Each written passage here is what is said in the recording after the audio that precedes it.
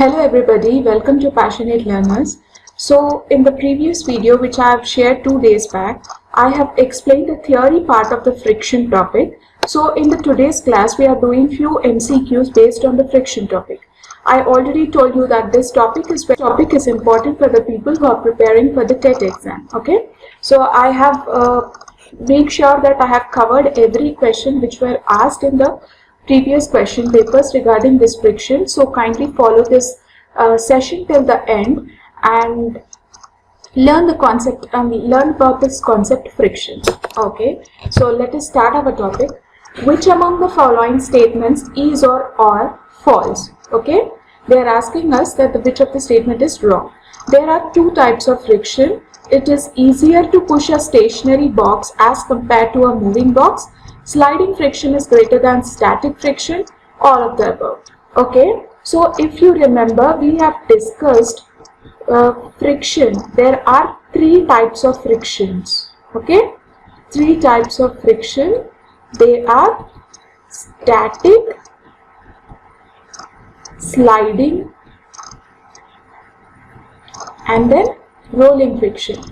So according to this, there are three types, but they have mentioned that there are only two types, which would become the false thing. So it is, yes, it is a false thing. It is easier to push a stationary box as compared to a moving box. So static force, it comes into picture when we are trying to move a stationary object. Okay, so it is static friction. We have already discussed the order that static friction is greater than sliding friction and sliding is somewhat greater than rolling. Okay, so it is easier to push a body which was earlier in rest. Okay, so which is nothing but a static, and when the object is already in motion, it is not that difficult to push the object which is nothing but sliding. And rolling is something which is quite easier when compared to sliding. Okay, so if you remember, we have discussed about these three kinds of friction, and yes, our option is it is easier to push a stationary box. Stationary means static box as compared to a moving box. Is that true? No, it is false. So the statement given here is also false.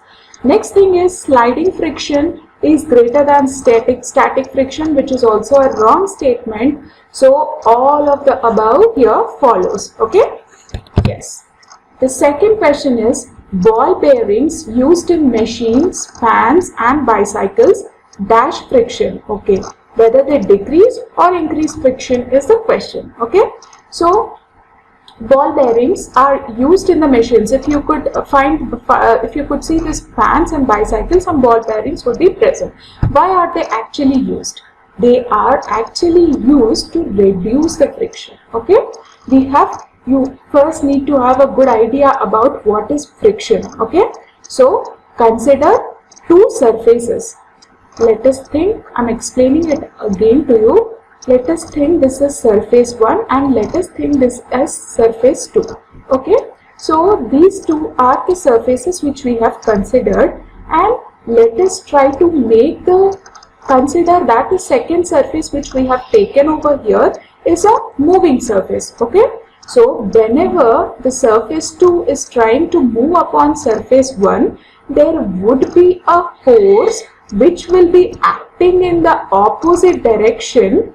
Okay, there would be a force which would be acting in the opposite direction to stop the motion of this particular surface. Okay, surface or an object.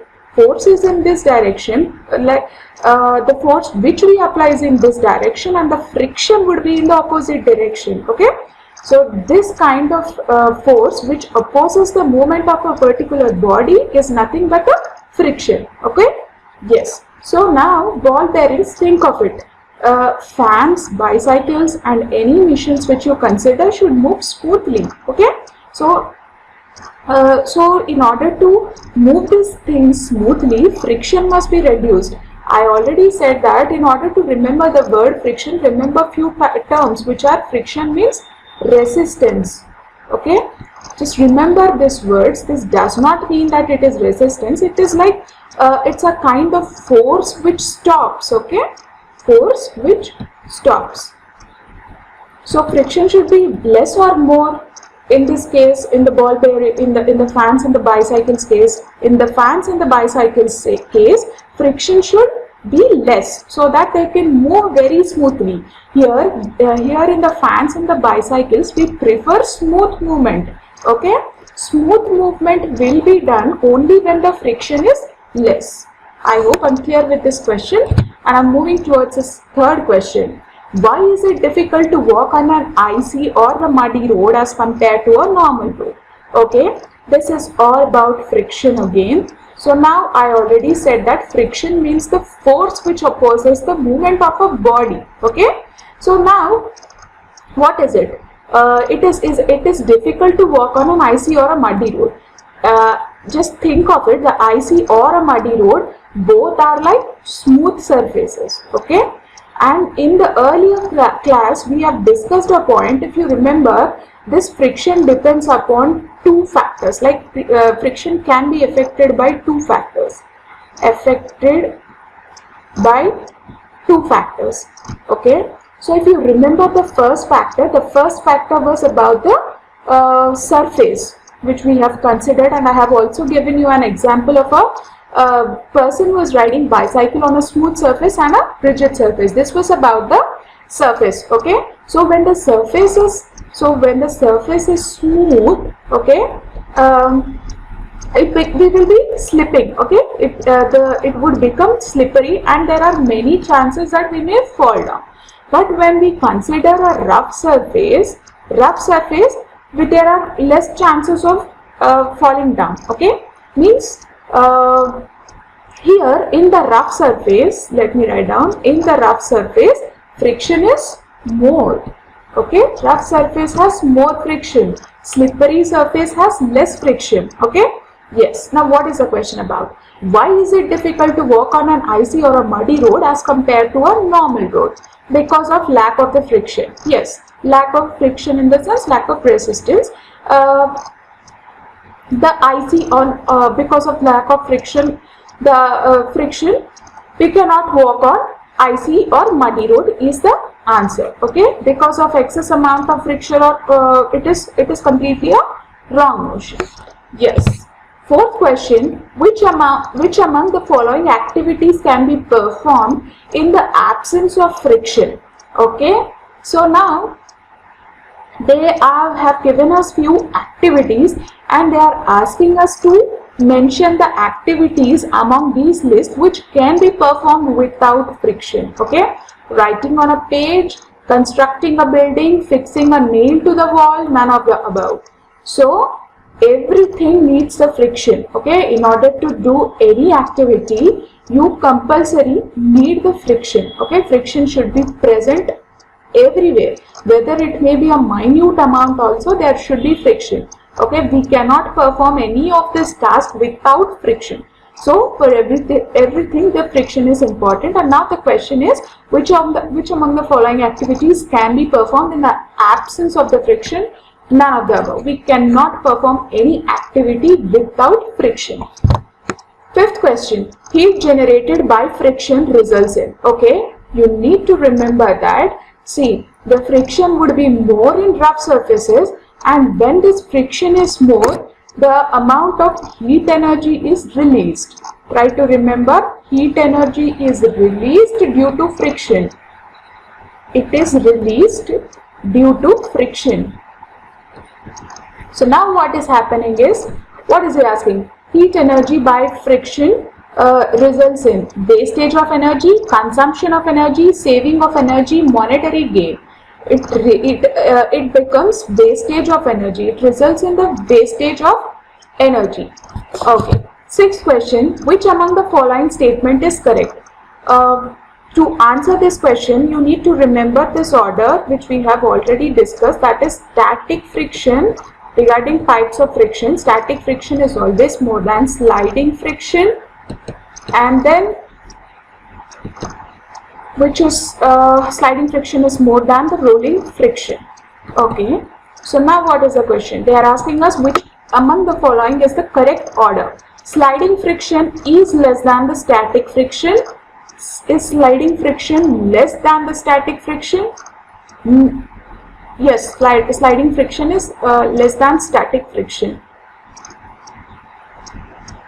Next option is sliding friction is more than the static friction. No. Sliding friction is equal to static friction. No. Static friction is less than sliding friction, which is also a wrong thing. The only correct thing is sliding friction is less than static friction, which means that it is somewhat difficult to move an object which was static earlier, and it is easy to move an object which is already in motion.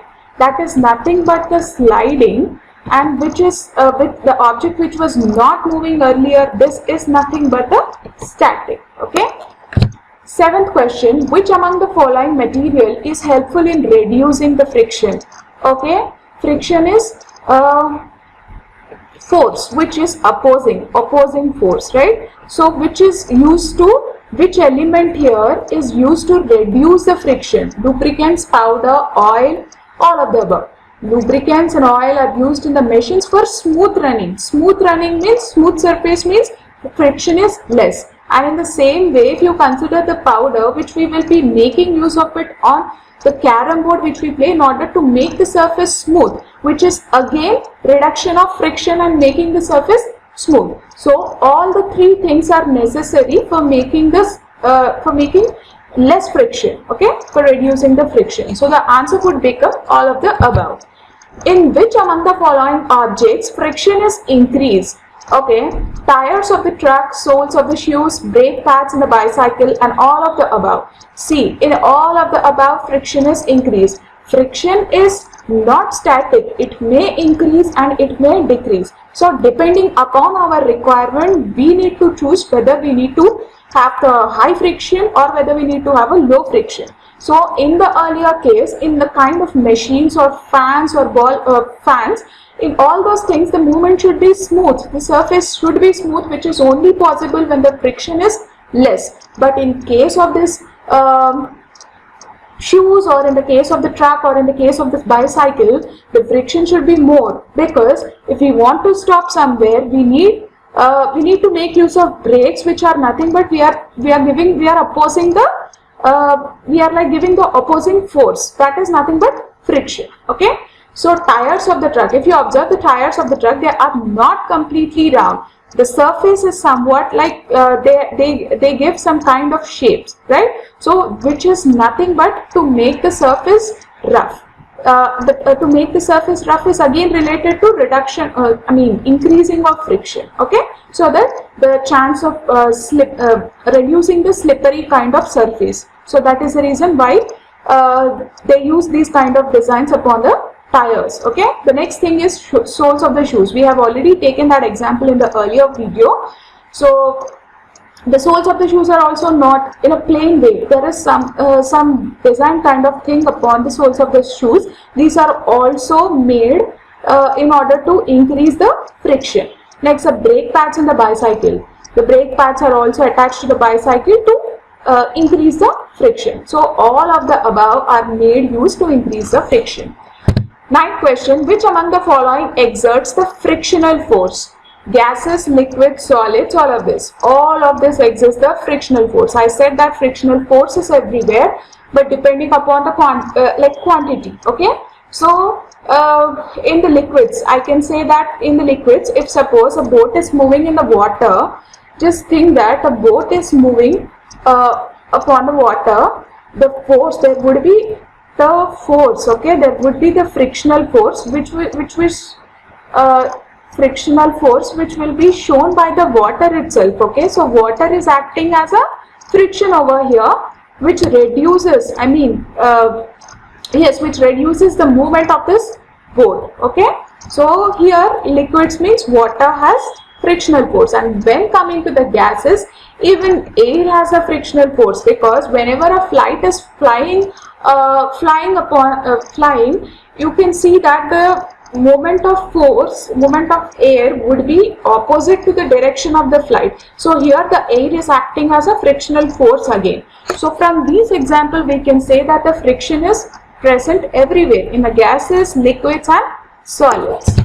And friction in water is dash than air is the question. So friction in water is, try to remember that it is somewhat more when compared to air. Okay. So this is what about today's topic, and I tried to cover most important questions which were asked in the previous exams related to TET regarding this concept friction. So try to follow these questions, try to understand these questions. It's a very easy and an interesting topic. So just go through this once and you will be clear with the topic. I hope you would be understanding each and every point which I have taught you.